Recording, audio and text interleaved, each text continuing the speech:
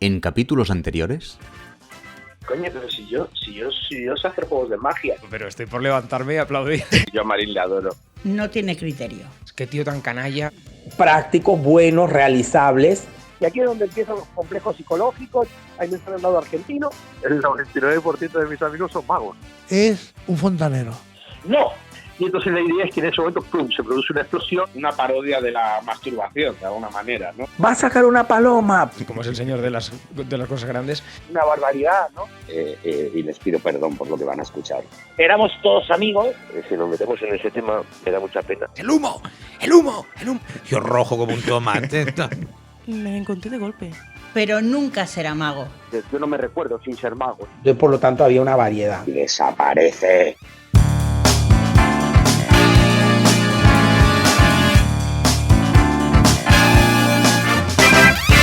Mi nombre es Jordi Quimera y abrimos la Cámara de los Secretos para no hablar de magia.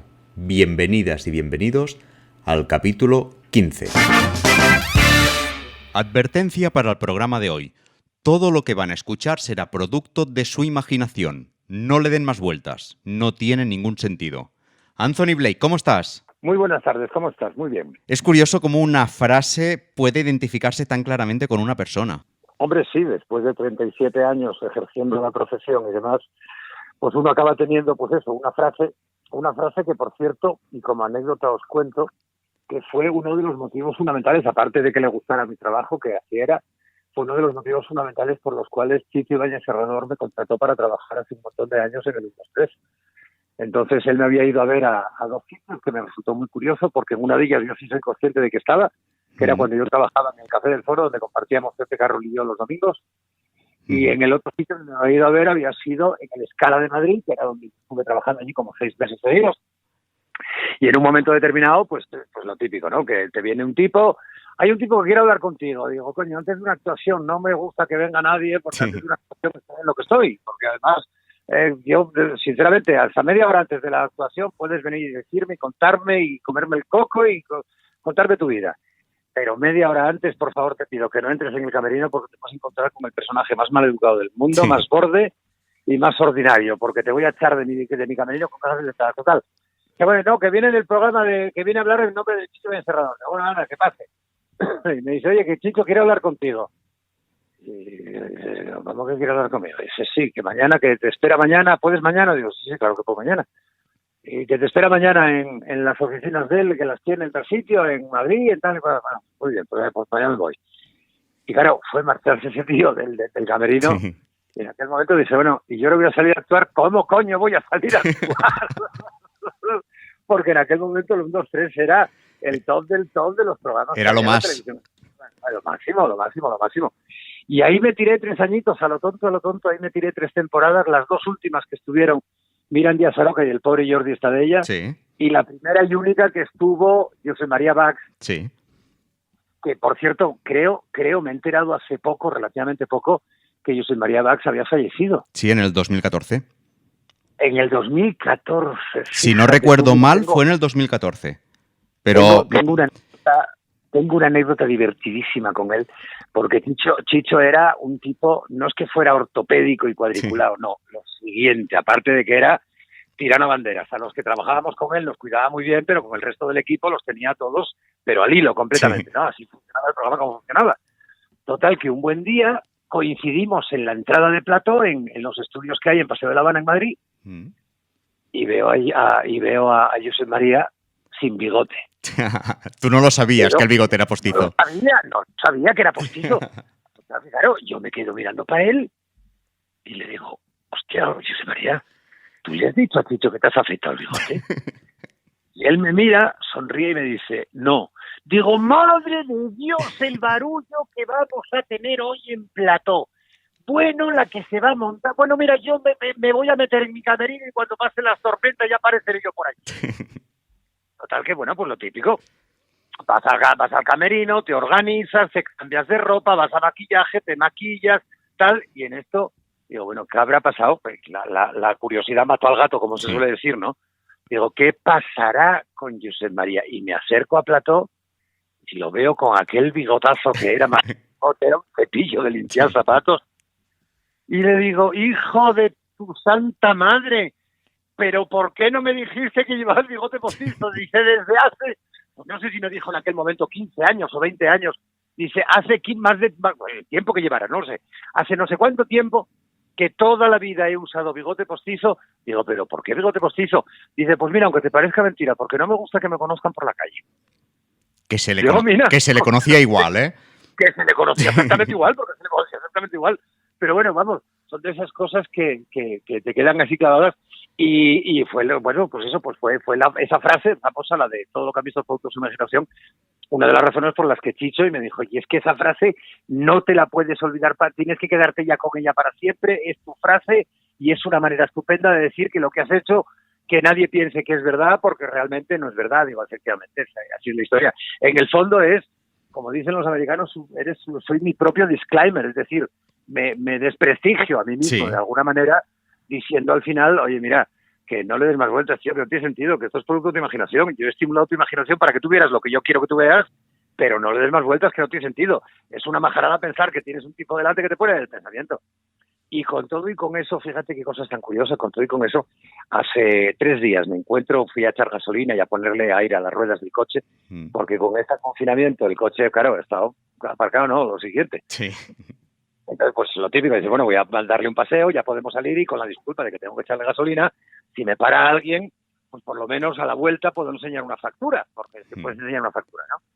Y en la gasolinera resulta que me encuentro con un conocido mío de hace un montón de tiempo. Bueno, ¿qué tal? ¿Cómo estás? ¿Qué es de tu vida? Tal, bueno, ¿y tú qué me puedes contar de por dónde va a salir todo esto? Y eso, claro, que te quedas así un poco como pegado, pensando y mirando y dices, bueno, ¿este tío de qué coño va? Y dice, no, bueno, claro, porque, bueno, pero tú para leer el pensamiento de las personas tienes que estar atento, ¿no? Y digo, sí, claro, tengo que estar atento y relajado, ¿no? Y digo, sí, claro, y si entonces ahora no estás para ello, ¿no? Y digo, no, ¿por qué? ¿Te pasa algo? Y dice, no, porque tengo la cabeza muy revuelta y yo esos días no me gusta que nadie sepa lo que estoy pensando. Digo, bueno, vale, no te preocupes. Gracias, tío, encantado, un abrazo fuerte. Es fantástico lo que se crea alrededor de la figura de un mentalista en un momento determinado y la cantidad de atributos que en un momento determinado la gente te puede colocar. Claro, pero es divertido. Pero es una línea muy complicada de transitar, me da la sensación, porque, claro, yo soy mago de grandes aparatos y la gente dice, tiene truco. Y tú intentas disimular y a veces incluso juegas con un doble sentido. Sí, claro, lógicamente. Pero el camino de construir un personaje de mentalismo, pero a la hora no tener la sensación que le estás tomando el pelo a la gente o que no te confundan con otros especímenes que van tan sueltos por ahí. Sí, efectivamente. Está bien dicho lo de especímenes. Porque en alguna ocasión me han ocurrido cosas realmente brutales. Es decir, venir una señora y enseñarte la foto de su nieta diciendo, es que estoy seguro de que han violado a la niña, yo quiero que usted me ayude, yo no puedo pagarle, pero tengo un apartamento que lo pongo a su nombre. Digo, madre de Dios, señora. En aquel momento estaba Tamariz de testigo de toda aquella historia. Y claro, cuando acabó la historia me dice, joder, Degas, está estupendo, porque claro, yo le dije a la señora, todo esto que ha visto usted en el espectáculo de hoy tiene una explicación, yo no tengo poderes, yo no tengo capacidades, yo no tengo nada de nada, yo simplemente soy un mago especializado en una especialidad muy diferente a la de otros tipos de magia, en donde parece que yo tengo poderes, pero yo realmente no tengo ningún tipo de poder. Y claro, al final cuando yo hablaba con Juan me decía, dice, mira, no es lo que tú hayas dicho, Castao, pues que has dicho lo que tenías que decir, sin duda. Es que esta señora va a volver a buscar a cualquiera de estos gañanes que están metidos por ahí y estoy convencido de que le van a quitar ese apartamento. Digo, ¿y qué quieres que haga? Si la gente quiere creer en lo que quiere creer, nunca le digas a la gente lo que tiene que creer, porque la gente va a creer en lo que quiera. Oiga, ¿usted tiene poderes? Digo, no. Dice, hombre, ¿no será verdad? Digo, bueno, pues no será verdad. ¿Qué quiere que le diga? Pero entonces, ¿en qué quedamos? Digo, en lo que usted quiera. ¿Usted quiere que tenga poderes? Yo tengo poderes. ¿Usted quiere que no los tenga? No los tengo. Yo le digo que no los tengo. ¿Usted quiere que los tenga? Pues los tengo, ya está. No se preocupe más. Y no le des más vueltas al tema. Y luego, pues en Barcelona, en el Teatro Victoria, el que ahora es de Antonio, yo estrenaba, era mi primer espectáculo de teatro al 100%, con un argumento, con una historia. Yo últimamente sabes que estoy mucho más volcado en espectáculos más teatrales, en donde hay un argumento y cuento una historia, para que al final la gente cuando salga del espectáculo diga, ¿qué viste? Y dice, pues mira, chico, no lo sé, me contó una historia y flipé. Eso es lo que en el fondo creo que pretendemos un poco todos, ¿no? Es decir, que cuando te van a ver como mago, salgan al final diciendo, joder, macho, no sé si voló, si cortó a una, si la multiplicó por 4 o la hizo desaparecer, pero aluciné de colores. Acaba la función y yo tengo, pues como siempre, lógicamente, el hábito y la costumbre de salir fuera, pues hacerme fotos con el público, a firmar un autógrafo si lo quieren. Pues, en fin, lo que creo que es la servidumbre del oficio que tenemos. Y, la obligación y que notar tenemos. la energía que se transmite el público, que es muy interesante de este momento. Exacto.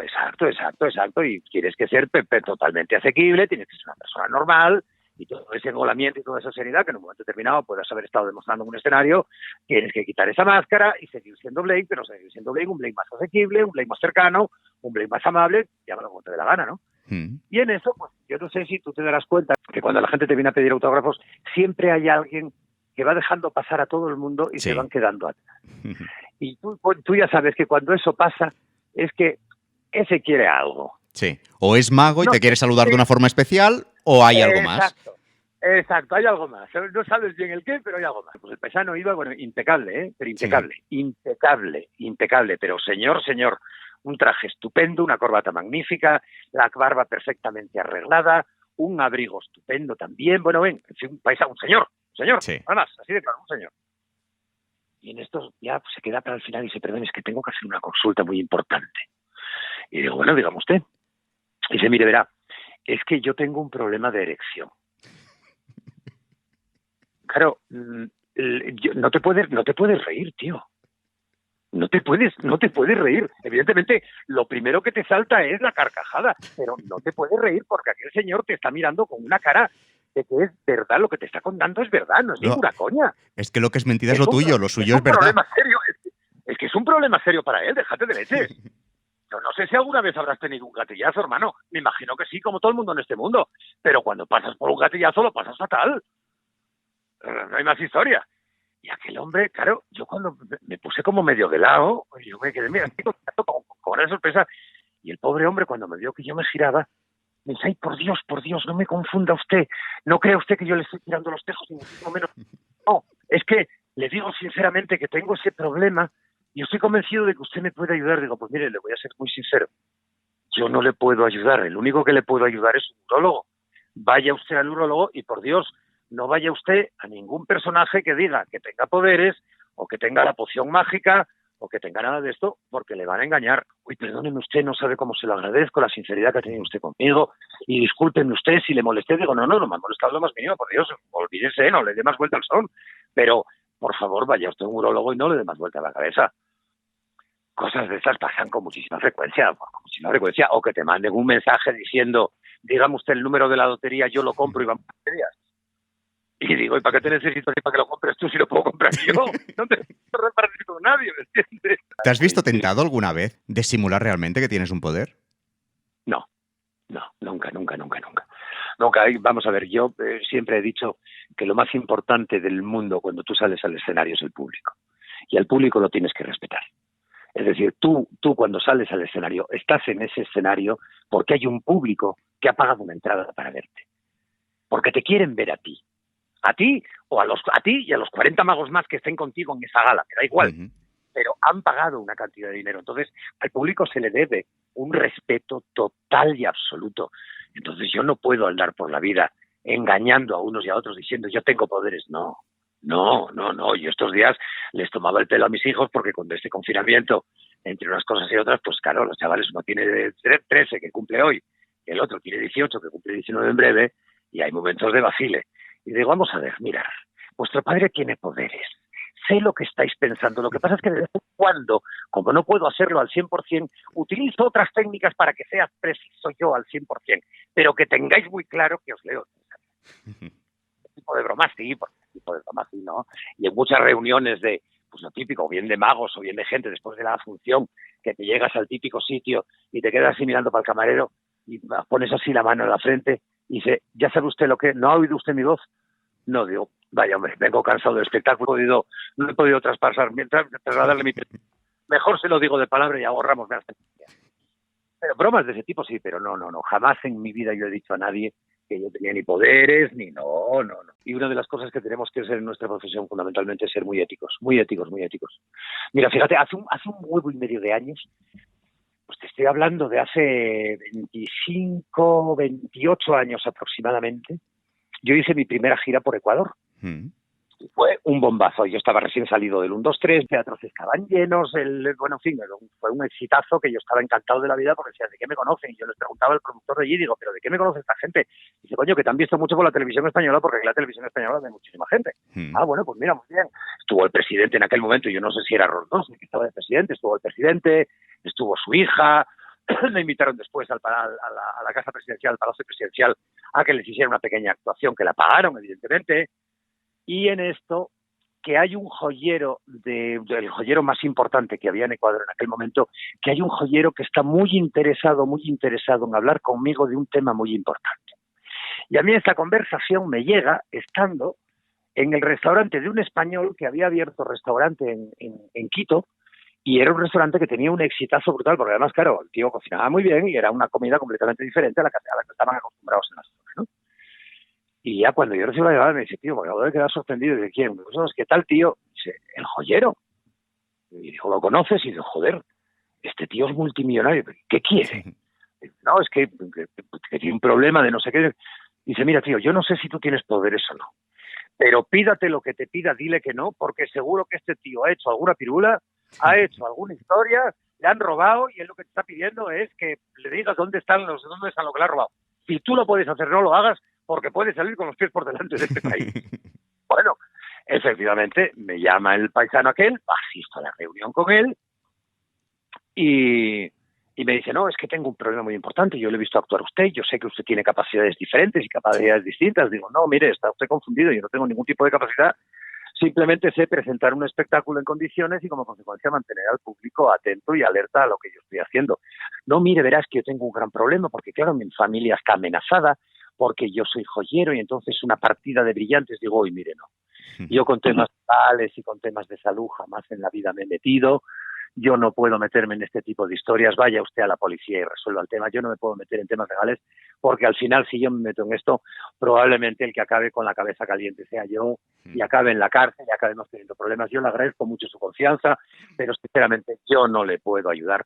Hombre, por favor, yo le pagaría, digo, no, yo sé que usted está dispuesto a pagarme lo que yo le pida, pero sinceramente yo no puedo hacer este tipo de cosas porque, entre otras cosas, no sé cómo abordarlas ni tengo referencias de ningún tipo. Yo, para poder trabajar, tengo que tener referencias y sin tener referencias yo no puedo hacer absolutamente nada. Le agradezco mucho su confianza. Adiós, buenos días, adiós, buenos días. Me fui de su casa y punto.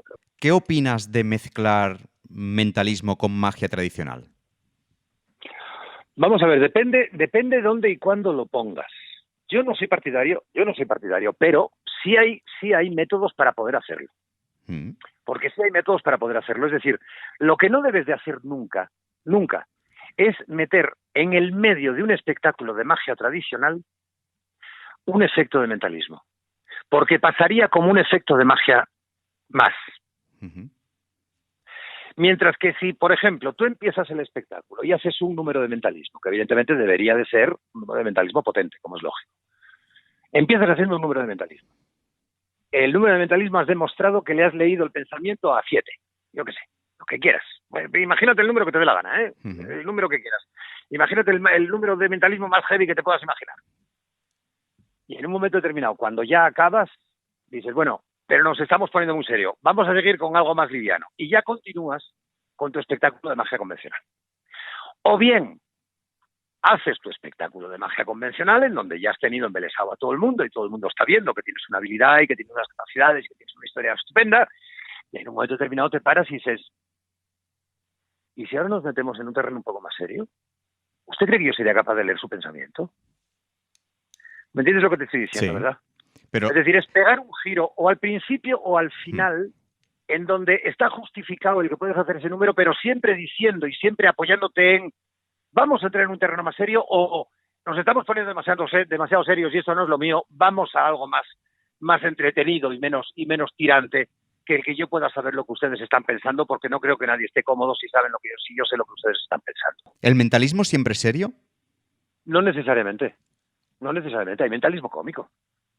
Es decir, en un momento determinado puedes montarte una especie de rutina con un monólogo entretenido en donde lo que vas contando son las anécdotas que le ocurren a todo el mundo y las cosas que a todos nos pasan. Y dices, por ejemplo, fíjate tú si esto te hubiera ocurrido en mitad de la calle, ya después de que el número haya pasado.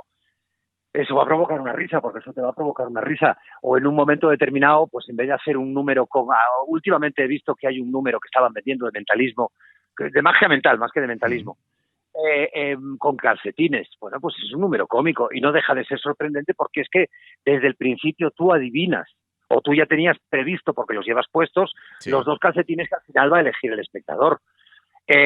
Directamente yo recuerdo haber visto a De Sousa, a Eric de Sousa, en una convención de la PEA, haciendo un número de mentalismo súper serio, en donde se quitaba todos los sentidos y, por ejemplo, para anular el sentido del olfato, cogía un calcetín de su hijo, que es jugador de básquet, y se lo ponía atado alrededor de la nariz. ¿Sabes lo que te quiero decir? Es decir, sí hay muchas tonterías que puedes alinear el número para conseguir que la gente, desde que estés muerto de la risa y que la gente diga, y el hijo de puta me ha leído el pensamiento. ¿Sabes lo que te quiero decir? ¿No? Entonces, está perfectamente justificado, dependiendo del estilo que tú tomes en un momento determinado. Lo malo es que quieras hacer de un número muy serio, algo cómico, y no haya por dónde pillarlo. Ahí reside un poco el trabajo y el estudio del que lo vaya a hacer en cuanto a la transformación, de cómo transformar el guión serio de mentalismo en un guión cómico y divertido sin que por ello pierda ni la sorpresa, ni la fuerza, ni la intencionalidad. ¿Para ti qué es más importante, la sorpresa o el suspense? El suspense. Para mí el suspense. Porque en el momento en que el suspense llega al punto álgido, va mucho más allá de la sorpresa, porque la sorpresa es ¡pum! La sorpresa es susto. El suspense es, y fíjate, es curioso, aunque la pregunta que me estás haciendo, porque esta mañana a la hora de la comida estaba hablando con mi hijo, a mí me encanta Alfred Hitchcock.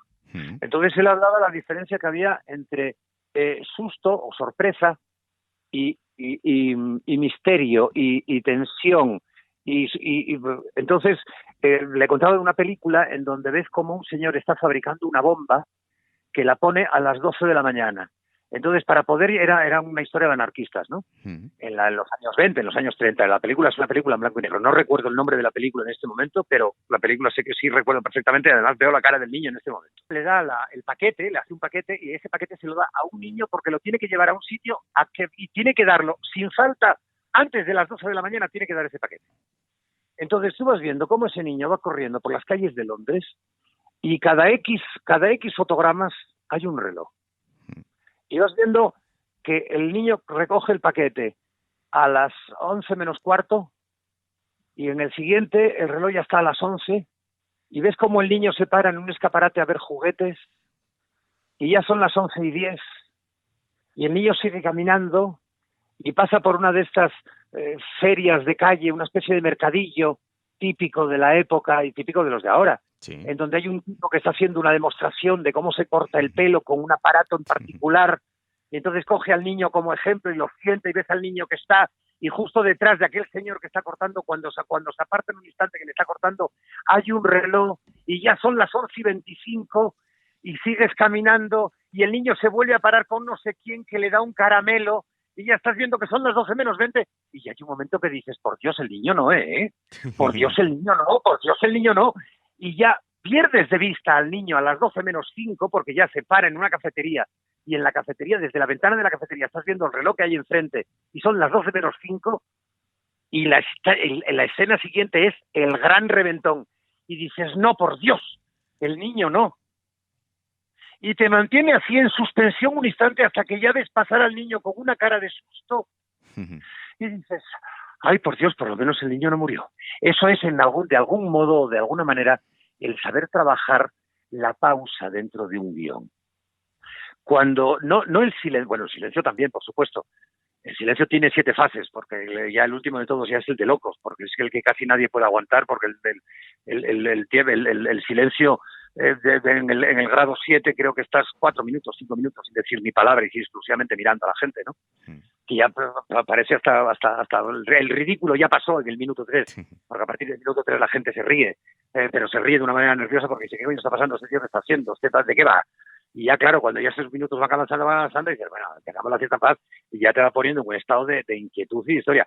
Pero esa frase, que la pausas en un momento determinado, y en lo que estás consiguiendo es que el espectador piense en todo lo que le vas a decir. Yo recuerdo que en un momento dado, hace muchos años, alguien me dijo, tú sales con una frase y lo dices tan rápido que no sé si te das cuenta de que 8 de cada 10 veces la gente te dice, ¿eh? Y eso es que no te han entendido. Tú sales al escenario y dices, ¿usted cree en la telepatía? Y te dicen, ¿eh? Dice, ponle una pausa justo antes de la palabra telepatía. Y efectivamente, a partir de aquel momento lo empecé a hacer y dice, ¿usted cree? Y en ese momento, claro, el análisis de la situación es, usted, yo, vale, ¿cree en qué creo? ¿En la telepatía? No. O sí. Ya la respuesta que sea. Pero ya sí estás aprovechando, con esas pequeñas pausas, estás aprovechando que inmediatamente la respuesta del espectador sea como debe de ser, es decir, consciente y meditada. Le has dado tiempo a pensar sobradamente como para que sepa exactamente lo que está pensando y cómo lo tiene que pensar. Entonces yo creo que el suspense es muy interesante y el suspense depende mucho del buen trabajo, tanto de la pausa como del silencio.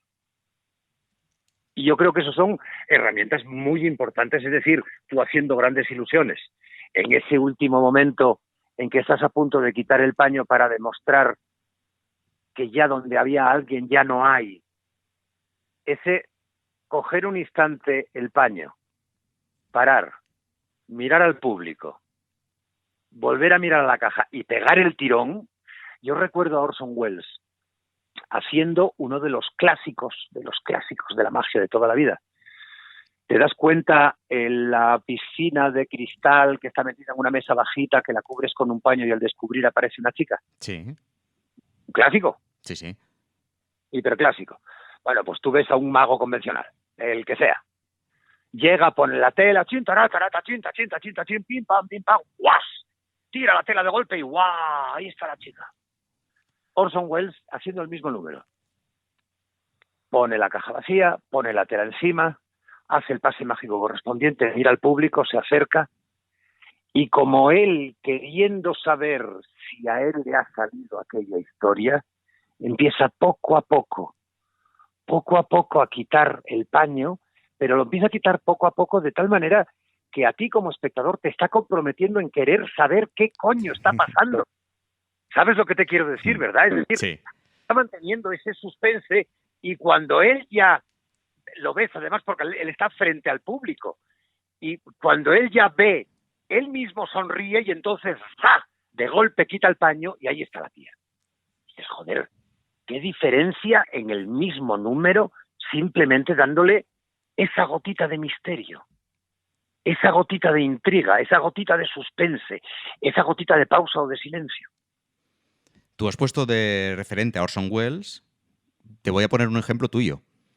Mira, en el capítulo anterior, hablando con Jaime Figueroa... Qué bueno. Allí qué buen tipo el Jaime. Sí, me lo pasé bomba en este capítulo. No, y aparte qué creativo es, sí, qué cabeza tan espléndida tiene, qué tipo tan inteligente, qué buen rollo tiene ese tío. Hablando de comedia con él, le dije que a mí esta frase de busca tu niño interior a mí me pone un poco de los nervios y le puse algunos ejemplos y bueno, estuvimos hablando de esto y le dije, pero yo me lo tomo al pie de la letra y estoy haciendo un ejercicio actualmente. Aprovecho el hecho de estar encerrado en casa y estoy buscando las cosas que a mí me encantaban de niño y las estoy volviendo a ver ahora para ver qué me produce. Claro. Los programas antiguos de Alfonso Arús, el juego de la Oca y el 1, 2, 3.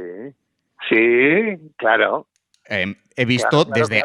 Yo nací en el 85, yo he empezado a ver salteados desde el 72 hasta hoy. Bueno, hasta el 2004, que fue la última edición. Sí. Qué bueno, tío. Pues es un lugar estupendo de investigación para la historia. Sí, ¿eh? y allí... Y por cierto, muy poco tocado por nadie. Muy poca gente se para a hacer ese tipo de investigaciones hacia atrás para ver qué es lo que pasaba. Porque, vamos a ver, yo creo que los chavales de hoy en día, los chavales jóvenes de hoy en día, juegan exactamente a lo mismo que jugábamos nosotros, con una diferencia, que ahora mismo esos personajes, en vez de ser físicos, como era en mi caso, son virtuales. Sí. Pero siguen teniendo, pues como yo jugaba con indios y vaqueros, o como yo jugaba con moros y cristianos, perdón si lo que acabo de decir es una incorrección, pero que teníamos figuritas de moros y cristianos y hacíamos batallas, y a veces ganaban los moros, a veces ganaban los cristianos, a veces ganaban los indios, a veces ganaban los vaqueros. No siempre, en nuestras partidas ganaban siempre los mismos. Pero ahora mismo tú los ves y los ves que se están metiendo en cantidad de plataformas de juegos online que dices, bueno, en el fondo están jugando más o menos los mismos roles que jugábamos nosotros. Es lo mismo, pero aislados. Lo mismo, pero aislados, exactamente. Ahí has metido tu dedo en la llaga, hermano. Ahí has metido tu dedo en la llaga. Y eso es bien triste, ¿eh? Sí. Eso Pues, desde mi punto de vista es bien triste. en uno de estos capítulos, en marzo del 94, presentado por Josep María Bax, allí haces un juego muy parecido a lo que acabas de comentar de Orson Welles. Sí. Conviertes las arenas del desierto en un juego de mentalismo. Que creo que he leído por ahí que Fu Manchu hacía algo parecido, pero me imagino que tú te lo llevaste a otra dimensión. Exactamente. Fue un número que yo lo hice allí, en el 1, 2, 3, y que después, y estamos hablando de unos pocos de años después, porque todo eso estamos hablando del año 92-93, tú piensas que yo el primer espectáculo potente que estuvo, que me tiré, yo creo que fueron 4 meses seguidos en el Novedades de Barcelona, que se llamaba Lo saben todo de ti.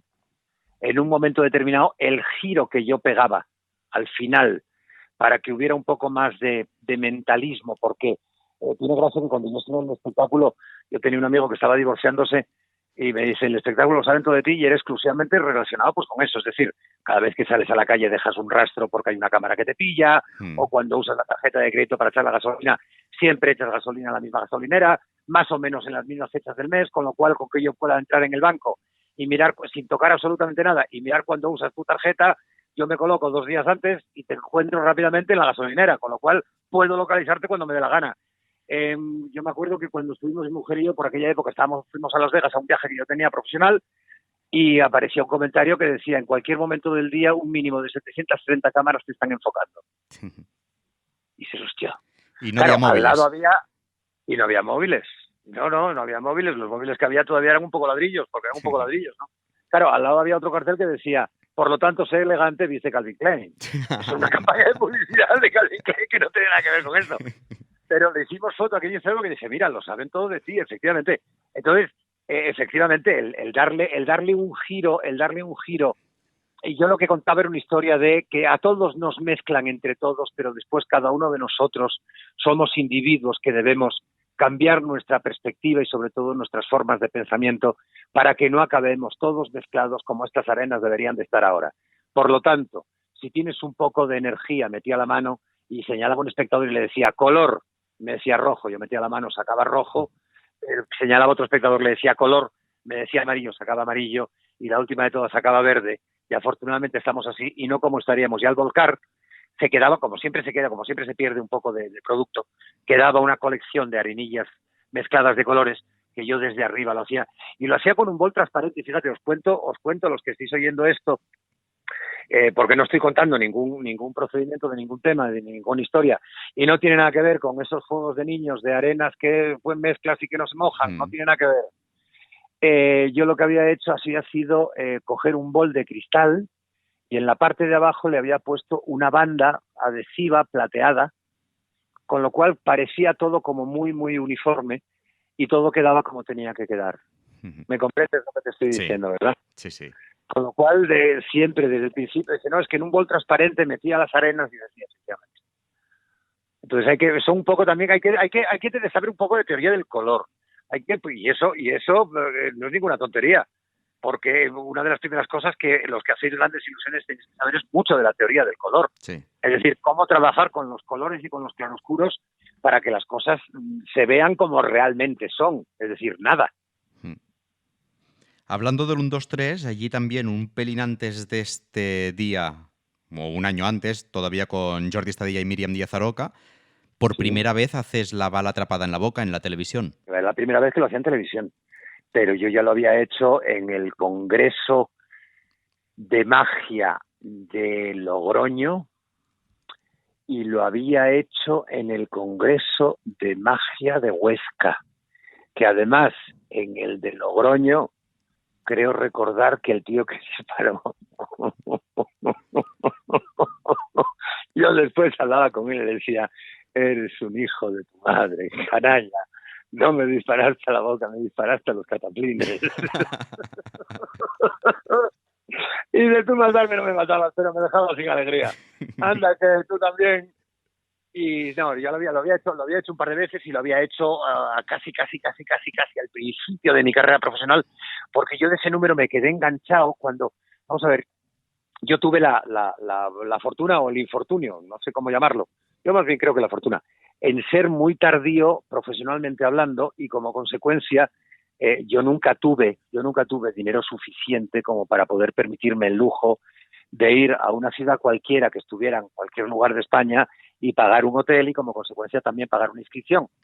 Es decir, yo al primer Congreso Mágico Nacional al que pude asistir fue el primer Congreso Mágico Nacional que se hizo en Oviedo, y yo pagué exclusivamente la inscripción, es decir, a la cena no pude ni ir porque no tenía dinero para pagar la cena. Y además los congresos mágicos se hacen en junio, yo en aquel momento estaba estudiando medicina, con lo cual yo tenía exámenes a nada, vista, con lo cual yo me pasaba hasta las 3 de la mañana estudiando como un perro, y a las 9 me levantaba para ir corriendo al congreso, y en algunos momentos que nos habían metido a dar las conferencias en una discoteca que estaba en los bajos del Teatro Campo Amor, que era donde era la sede del congreso, y hubo varios días que viendo conferencias de algunos daba unos cabezazos que, vamos, la muerte del loro, me clavaba la nariz en el pecho de los cabezazos que pegaba porque me quedaba profundamente dormido, ¿no? Entonces yo hasta ese momento no tuve nunca la opción de poder hacer un congreso. Y en ese congreso estaba Clinsor. Y yo recuerdo que Clinsor hizo como gran número de cierre y de despedida del Congreso Mágico Nacional en la gala de cierre, la bala atrapada. Entonces él colocaba a 2 espectadores que están sujetando una barra de madera, y en esa barra de madera está colgando un cristal, el cristal queda perforado y él atrapa la bala con los dientes. Y yo me volví loco. Aquello me pareció sobrenatural. Hacía 2 días que había visto a Juan hacer un CT en una cafetería a un camarero, y el camarero pensaba en no sé qué historia, y a los 2 minutos Juan le estaba diciendo lo que estaba pensando, y yo se me cayeron los ojos al suelo y ya no podía más, y aquello ya me superaba completamente, aquello era totalmente surrealista, aquello era sobrenatural, bueno, ya lo de la bala ya superaba todo lo posible. Bueno, pues empecé a escarbar como un animal, pero como un animal por un lado, por otro, y al final acabé organizando mi propia versión del tema, que es la misma versión que sigo haciendo en este momento, y que en un momento determinado, ¿le acabas cogiendo miedo? Pues hombre, sí, le acabas cogiendo miedo. Yo las primeras veces que lo hacía era mucho más joven, y con lo cual eras mucho más irreflexivo, no tenías más inconsciente, tanto miedo a nada. Exacto, ahora ya eres un poco más mayor, ya tienes hijos, ya tienes familia, y dices, bueno, y ahora, si ahora a lo tonto me pasa algo, que no me va a matar, lo sé, pero que me destroce la cara. Pues me pasó muchos años atrás, cuando yo estaba trabajando en un pueblo de la provincia de León que se llamaba Toreno, que era donde estaba toda la zona minera, un pueblo que estaba pues como a 15 kilómetros o 20 kilómetros de Ponferrada, que en el sitio en el que lo hice no había espacio suficiente, y en vez de colocarme a los 5 metros que me tenía que colocar del cristal, me coloqué como a 2. Y cuando el cristal reventó, me saltaron todos los cristales a la cara y se me quedó. Yo, evidentemente, siempre tuve gafas y guantes, por supuesto. Pero claro, el resto de la cara libre. Aquellos trozos de cristal me saltaron a la cara, claro. Empecé a sangrar, pero como un cerdo. Pero como si me hubieran cortado la cabeza, igual. Y la gente empezó a ¡muerto! ¡Lo han matado! Digo, que estoy vivo, que estoy bien. Bueno, estuve sacando cristales de la cara, no te exagero nada, pero tranquilamente 3 años. Hubo uno que lo saqué de la frente como 3 años, al salir de una ducha, pues lo típico, yo soy de ducha rápida. Yo me meto en la ducha y en 7 minutos estoy duchado y salgo para afuera, punto. Pero no sé por qué motivo, llámalo tú, pues porque a lo mejor llegué a casa con más copas de lo normal, o porque estaba excesivamente cansado, o llámalo como te da la gana, pero me tiré como 15 o 20 minutos debajo de la ducha. Y en un momento determinado, cuando me estoy ya secando, paso la mano por la frente y digo, ¿pero qué es esto? Algo que me pinchaba, aprieto, y fue el último trocito de cristal que saqué de mi cuerpo. Y yo siempre había pensado que ahí lo que tenía era pues el típico grano, la típica historia que sale cuando eres un chaval. Digo, bueno, pues era un grano, ya se quitará. Y punto, pelota, punto. Pues se enquistó ahí, y ya cuando ya me metí en la ducha suficiente y pues, los poros dilataron, aquello al secarme debí de pinchar lo que tenía que pinchar, pinché la piel y ya salió, ya acabó de salir. Vaya, pero ese fue un número que yo lo he tenido con muchísima pasión, lo sigo manteniendo en cartera, porque lo sigo manteniendo evidentemente en cartera, y sí es cierto que si yo trato de, cuando hago este número, Vamos a ver, yo he visto a mucha gente hacer este número con una Magnum 357. Mira, vete al carajo, tío. Claro, a ver, no. O sea, una 357, no. O sea, no eres Superman. Lo siento. A la gente no se le puede dar tampoco imposibles, demasiado imposibles. En estos momentos la gente sabe demasiado de todo. Y siendo grandes ignorantes, saben demasiado de todo. Entonces, todo el mundo sabe que una bala que sale a 400 kilómetros por segundo es imposible de parar, por mucho que tú quieras hacer. Y si eres capaz de pararla, es que has hecho un truco. No hay más. No hay más vuelta de hoja. Bien, yo la hago con una pistola de bancarga. Una pistola de bancarga es una pistola que tienes que echarle la pólvora por arriba, tienes que poner una balita de plomo y esa balita de plomo la tienes que forrar con un trozo de tela para evitar que salga la menor cantidad de aire posible porque tiene unas pérdidas brutales. Una pistola de bancarga a 25 metros de distancia no es letal. Te da un guantazo muy potente. Sí, hombre, te puedes sacar un ojo si te da un ojo, evidentemente. Sí. Pero si te diera en la cabeza, no te penetraría en la cabeza, te daría un grandísimo golpe y a lo mejor podrías tener un discreto astillamiento de alguno de los huesos del cráneo. Si pones una mano delante, te puede hacer mucho daño y vas a tener, te podría romper uno de los huesos de la mano, pero no te va a perforar. Entonces, es una pistola que tiene lo que tiene, es decir, ¿por qué duró la guerra de los 100 años? Coño, pues porque cada vez que pegaban un tiro tenían que volver a cargar. Y entre tiro y tiro pasaban 5 minutos, Nacho, ¿cómo pasas la guerra? No sé si me explico. Entonces, claro, el procedimiento es un procedimiento muy diferente, el procedimiento es un procedimiento muy distinto, en donde hay mucha pérdida de fuerza, porque evidentemente esa pistola tiene poros, tiene pérdidas de aire por todos los sitios, por mucho que tú la aprietes, pierde. Y luego, una pistola de bancarga, a partir de la media hora que esté cargada, salvo que estés en un ambiente ultra mega seco, a partir de los 20-25 minutos, media hora que esté cargada, por mucho que tú le pongas el fulminante, hace puff. No tiene fuerza. Porque no tiene fuerza, pierde toda la fuerza. Tendrías que volver a apretarlo todo, tendrías que volver a hacerlo prácticamente todo desde el principio para que volviera a funcionar. Pero si no, no funciona. Entonces, eso es más asequible para entender y para tragar. Pero una Magnum 57, hermano. Dime que haces una ruleta rusa. Pues cuando yo llegué a Barcelona, pues me hicieron una entrevista y hacía una ruleta rusa con escopetas de perdigón.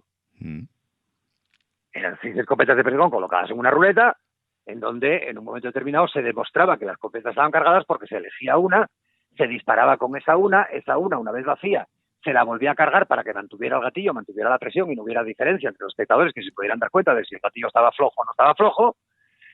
Entonces, en un momento determinado había un sobre colgado en donde salía un número, los espectadores tenían un número pegado al pecho y sacaba el número 5. ¿Quién tiene el número 5? Los espectadores descubrían sus marcadores, el que tuviera el número 5 directamente era el que se ponía enfrente de mí y me disparaba en la frente. Pero estamos hablando de un perdigón, de un proyectil con los que vamos a la feria y rompemos un globo o tiramos una bola o rompemos un palillo. Los balines de toda la vida. Los balines de toda la vida, que no tienen mayor historia. Bueno, se plantó la Guardia Civil y la policía en el que voy a hacer un número con 6 escopetas. Digo, sí. ¿Tiene usted licencia? Digo, ¿licencia de qué? Dice, licencia de armas. Digo, no. Dice, pues las tenemos que confiscar. Digo, ¿pero de qué esto está hablando? Coño, es que en el periódico dice que vas a utilizar 6 escopetas de caza. Digo, pero usted está loco. ¿Cómo voy a utilizar 6 escopetas de caza? Venga usted para acá. Y claro, llegó Guardia Civil, miró y a todo esto, evidentemente, llamé a mi abogado y hablé con él. Digo, oye, pasa esto. Dice, no te preocupes, que se las lleven, tú vas al Corte Inglés y compras otras 6. Y se acabó la película. Y cuando llegaron allí, miraron y dice, pero si estos son escopetas de feria. Digo, sí. Joder, es que lo que dicen es que el jefe de puesto, el comandante de puesto, nos mandó que viniéramos aquí a retirar inmediatamente esa historia, porque eso no se puede hacer en público. Digo, ¿pero en qué cabeza les cabe que yo voy a utilizar un arma de fuego? Porque yo utilizo un arma de aire comprimido. Bueno, yo les invito a que vengan. No, porque estamos en servicio y no podemos, porque no sé cuánto.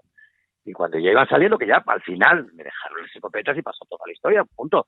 Y al final se me acerca uno y me dice, ¿me podría usted dejar 2 entradas para mi mujer y para mí? Digo, sí, dame el nombre, ya te los conozco ahí.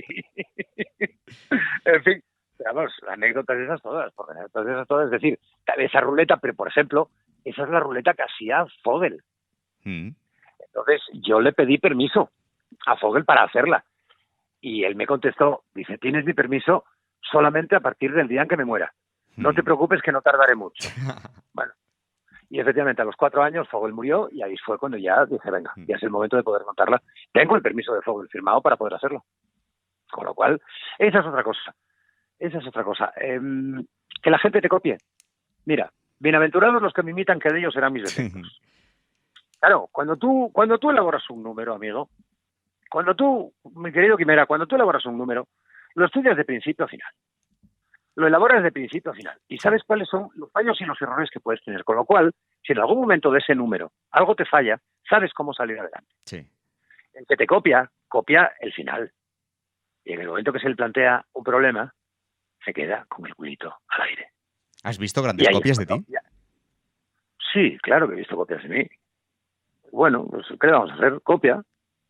Yo vuelvo a lo mismo. Bienaventurados los que me imitan, que Dios serán mis defectos. Además, no me importa. Vamos a ver. Si quieres copiarme, lo único que no te lo puedo impedir. Si me quieres copiar y me vas a copiar, te diga sí, te diga no. Eso lo tengo clarísimo. Vas a hacer lo que te salga de los mismísimos. Pero, hombre, ten el detalle de llamar. No soy un tipo tan complicado de localizar. Tú llamas ahora mismo a la tienda de magos artesanos, o llamas a Mágicos, o llamas a Selecciones, y dices, oye, quiero hablar con él porque le quiero pedir permiso para hacer un número que él está haciendo. Y ellos se van a encargar de que nos pongamos en contacto. Y en un momento determinado, siempre y cuando que no me pises el guión y que no utilices las mismas palabras que yo utilizo, porque yo he visto a gente que ha venido a verme actuar con una grabadora, que dices, macho, que me vengas con una cámara de vídeo lo puedo entender, pero con una grabadora es que lo único que te interesa es la historia que estoy contando. Y eso es lo complicado cuando te dedicas al mentalismo. El contar una historia coherente. Entonces eso sí me molesta, porque eso sí es un trabajo secundario, un trabajo primario, que no secundario. Digamos, un trabajo secundario que es muy importante para la efectividad del número que estés haciendo. Entonces, en lo demás, en los números míos, anda que no he visto yo a gente copiarme números de uno, de otro, pero claro, es que he visto no sé quién así, copiándote un número, vale, menuda mierda. Pues vale, es que no tiene nada que ver con el tuyo. Pues ya está, pues muy bien, pues felicidades. Dale, que siga haciéndolo, no hay más. Pero bueno, eso es lo que tiene también un poco el de haber sido el que haya roto un poco las filas dentro del mundo de la magia en este país y se haya dedicado con una dedicación total al mentalismo y que haya hecho innovaciones en unas cosas y en otras, en formas, en modos y modales. Anda que no han copiado también a Tabarís, anda que no copiaban a Pepe Carroll, anda que no han copiado a Ascanio por todos los sitios, anda que no han copiado a Cardini y al otro, a Maroto y al de la moto. A todos. A ti, no te han copiado a ti, tío. Alguna cosilla sí. Pues entonces, ¿de qué estamos hablando? Y claro, a que cuando ves la copia dices, ¡hala, que lo sigo haciendo! Sí. Pues ya está. Porque de lo que yo hago, lo que tú haces, siendo lo mismo, tiene que ver. Sí. Y hay una anécdota que eso sí me gustaría que los magos que vayan a oír este podcast, que lo tengan muy claro. Hace un montón de años no tenía yo hijos, es decir, que estoy hablando de 18, 19 años atrás. Sí tenía, mi hija mayor ya había nacido, con lo cual ya estaba viviendo con su madre. Mi mujer y yo estamos o recién de novios o recién casados. No te puedo decir exactamente cuándo, pero por ahí. Y nos fuimos a pasar el día de Reyes, la tarde de Reyes, a casa de unos amigos, y había pues lo típico, la típica reunión en donde nos reunimos 3 o 4 familias, los chiquillos pues porque venían a casa de la tía a buscar los regalos, o a casa de la abuela, o lo que es la tarde de Reyes, sí, en ese santo país en el que estamos, ¿no? Y en un momento dado, el niño viene, ¡oye, tío José, ¿cómo estás? ¡Oye, qué tal, cómo estás! Venga, hazle alguno de los juegos de la caja que te trajeron los Reyes. Que el pobre chiquillo ni los había leído, ni los había mirado, se puso a intentar hacer algo y aquello era una mierda. Bueno, nada, con lo cual ya visteis todo lo que había, ¿no? Había un FP, sí, de todo, había en aquella caja. Y en un momento dado, dicen, venga, enróllanos con algo, tío. Venga, pues voy a hacer algo. Y empecé a hacer, y hice pues media horita de magia, con unas cosas y con otras. Y cuando acabé, dije, bueno, pues ahora tengo que contaros un secreto.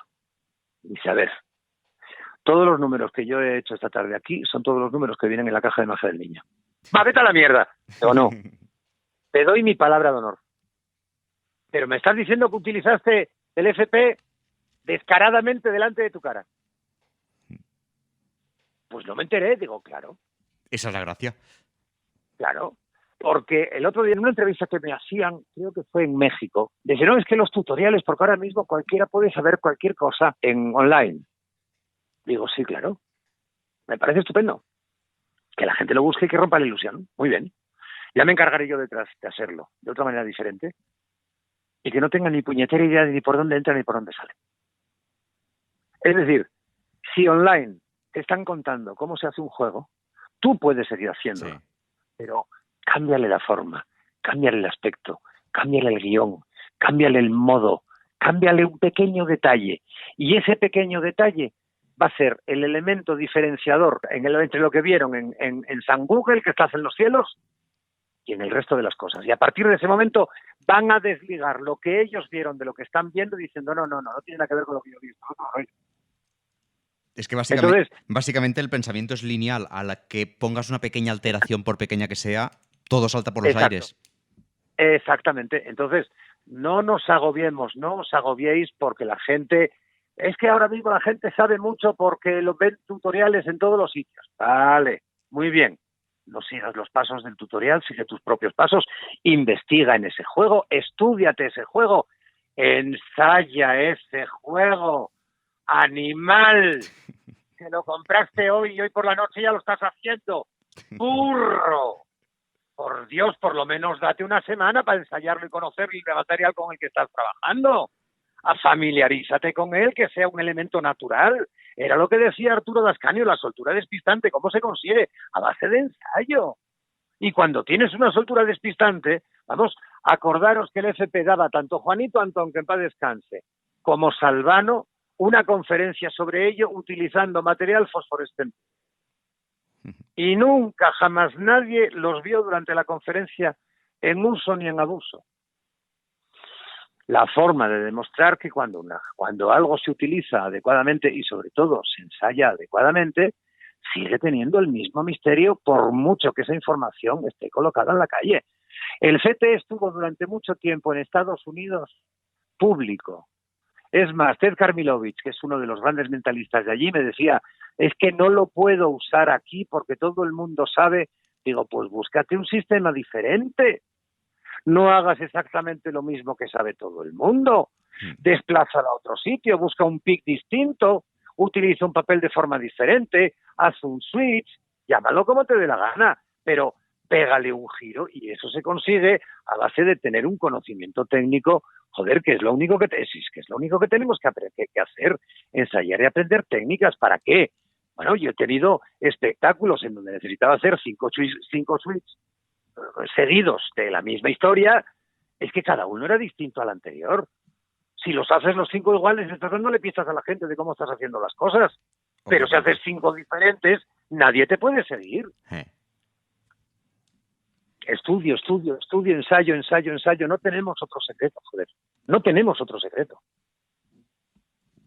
Te quería hacer una última pregunta para terminar. Venga. Tus referentes dentro de la magia, pero sobre todo los que me interesan siempre son aquellos que están fuera de la magia, que siempre me parecen los más interesantes. Vamos a ver, dentro de la magia, yo siempre pongo el primero de todos a Juan Tamariz, y lo pongo como ejemplo porque en un momento determinado, en aquel famoso Congreso de Magia de Oviedo, yo estuve con él el domingo por la noche antes de que cogiera el tren ya para marcharse para Madrid, de la que había todavía expresos nocturnos. Me hizo un número, dije, enséñamelo, y me dijo, no te lo enseño, te voy a mandar el libro. Entonces yo siempre digo que a mí Juan no me enseñó, no me dio un pez, sino que me enseñó a pescar. ¿Qué libro te dio? Era un libro de Larry Jennings, en donde aparecía la transposición de los ases de 5 cartas encima de la mesa. Y claro, en aquel libro no aparecía solamente eso, no, aparecían 40 juegos más. Sí. No, claro, no quiero ni contar que me empapé de aquel libro. Yo durante muchísimo tiempo hice muchísima cartomagia. Entonces, claro, me lo empapé completamente. Entonces, referentes. Evidentemente, dentro del mundo de la magia, dentro del mundo del mentalismo, yo tengo varios referentes. Es decir, dentro del mundo de la magia están Arturo Dascanio, lógicamente, está Antonio Ferragut, está Toni Cachadiña, está Juan Tamariz, está todos los miembros que en su momento fueron de la Escuela Mágica de Madrid. A nivel mentalista, Daninger, Hahnemann y Corinda, a que Corinda tuve la fortuna de poder conocerlo 2 años antes de que falleciera. Pero Duringer, Corinda y Hahnemann son los tres grandes referentes que además después te abren el resto de las puertas a otros libros y ya te hacen investigar y buscar en otros libros. Y fuera del terreno de la magia, Hitchcock, Agatha Christie, Marcel Marceau. Yo con Marcel Marceau lloré. Yo con Marcel Marceau lloré en una función de él. Me dejó absolutamente embelesado.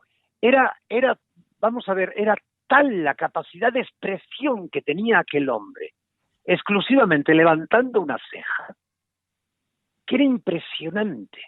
Era impresionante. Yo me enamoré de Marcel Marceau completamente. Me gustó siempre muchísimo Salvador Dalí. De Picasso soy un poco menos fan, sobre todo de la última época, que sea como más oscura, más, las figuras están como mucho más ojerosas, están como ya muy decadentes. Dalí siempre me embelesó tan muchísimo y me divirtió siempre mucho Andy Warhol. Fundamentalmente, y luego en música, pues, ¿qué te quieres que te cuente? En música, todos los clásicos de rock and roll, lo que te dé la gana. Bruce Springsteen es mi favorito.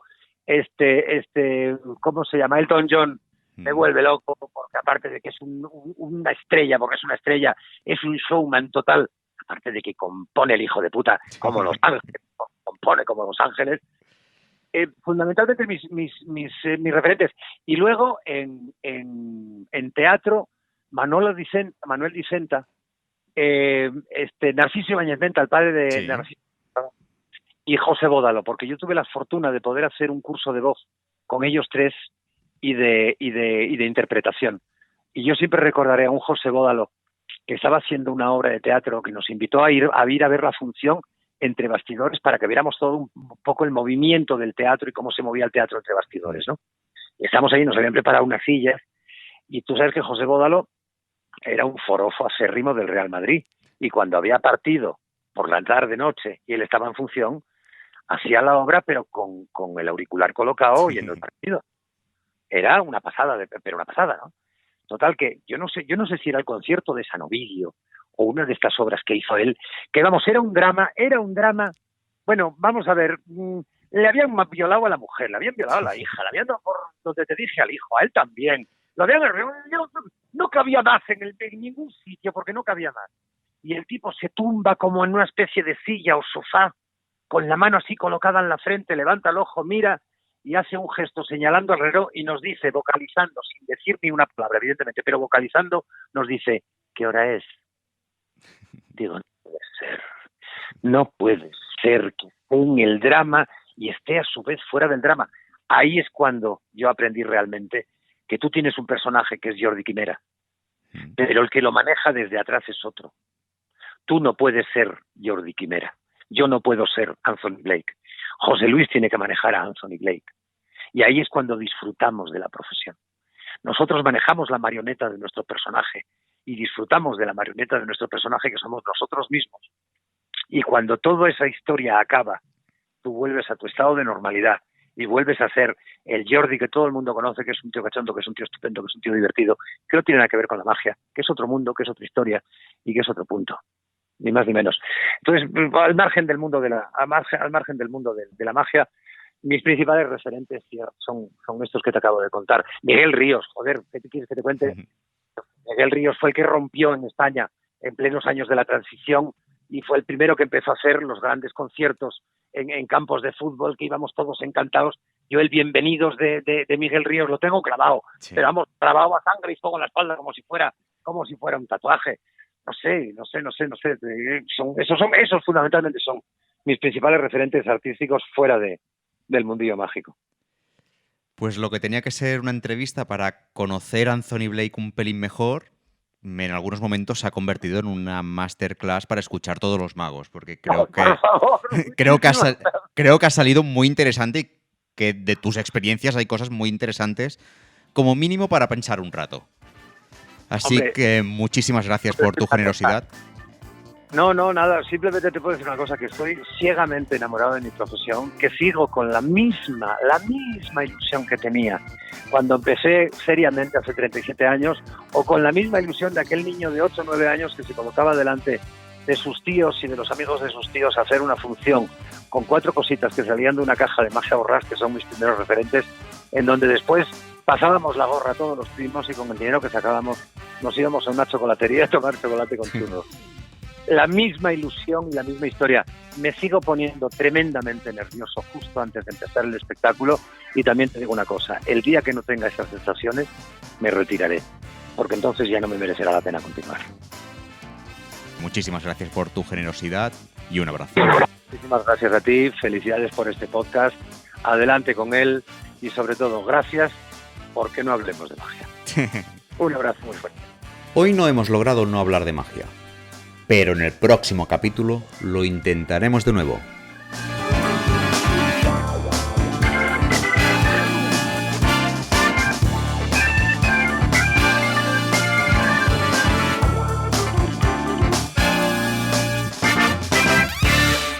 Uy, ¿cómo lo ha hecho?